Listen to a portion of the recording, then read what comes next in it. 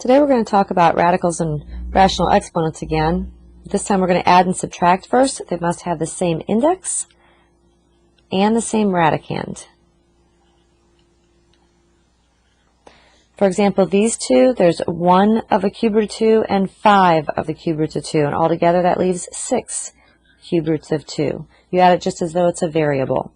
And these are not like radicands, but you can simplify. 50 goes down to 25 times 2, so square root of 25 can come out and join the 2. Make it 5. Square root of 2 is multiplied by 2. And then the 12 times the square root of 8, the 8 is 4 times 2. 4 can come out as 2 square root of 2. This time you join the numbers on the outside, that's 10 square root of 2 plus 24 square root of 2. That makes a total of 34 square roots of 2. Next one, these don't have the same index. This is a square root, this is a cube root, so this is not possible. Next, if we multiply radical expressions, they must have the same index again. So if we're distributing the square root of 11, when you multiply with the same index, you can multiply the numbers underneath. The radicands go together. 11 times 13 is 143. And 11 times 15 is 165. If you're taking a binomial and squaring it, it's like you're going to write it twice and multiply it by itself. So this time you're going to FOIL or distribute twice. 7 times 7 is 49. Outside is negative 7 times the square root of 8. Inside is negative 7 times the square root of 8 again. And last, negative times negative is positive. Square root of 8 times square root of 8 is 8. Put the like terms together.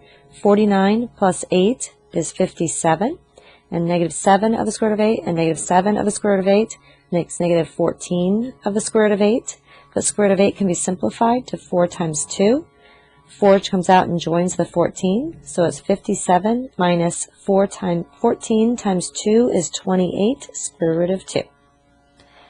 When you're dividing rational expressions, from yesterday we realized that no radicals can occur in a denominator. So we must rationalize the denominator.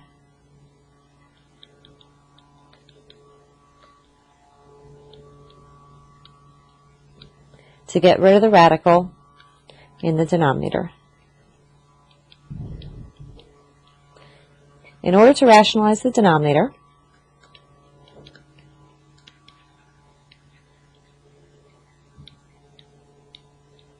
we multiply by another radical expression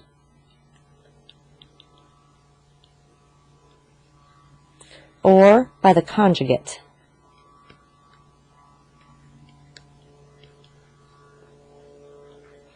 For example, in this case, we have a square root of 5 in the denominator that we need to get rid of.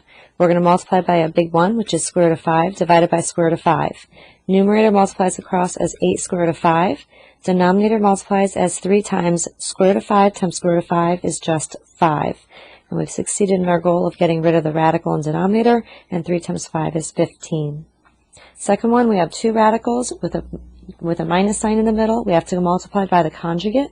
We're going to make it look like a big 1 by multiplying the numerator and the denominator by square root of 7 plus square root of 3. In the numerator, we're going to multiply and keep it separate in case we can cancel. In the denominator, you're going to FOIL. Square root of 7 times square root of 7 is 7 for first.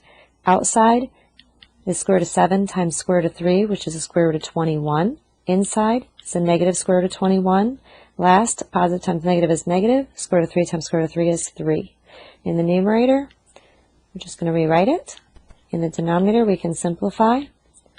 Square root of 21 and square root of 21 cancel. 7 minus 3 is 4. However, you can go one more step. The 2 and the 4 can reduce. You're left with y times the quantity of square root of 7 plus square root of 3 in the numerator and 2 in the denominator.